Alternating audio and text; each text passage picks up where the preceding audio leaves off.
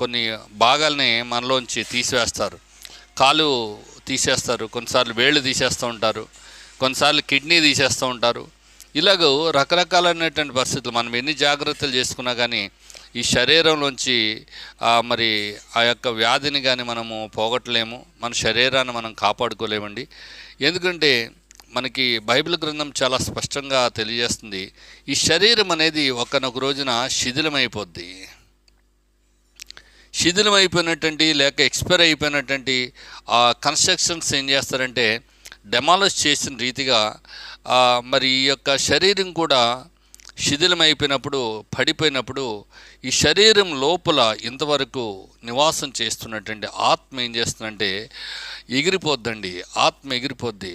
ఎక్కడికి వెళ్ళిపోద్ది ఆత్మ అనంటే అది ఎక్కడి నుంచి వచ్చిందో అక్కడికి వెళ్ళిపోద్ది. శరీరం ఎక్కడిపోతుంది, అది ఎక్కడి నుంచి వచ్చిందో అక్కడికి వెళ్ళిపోతుందని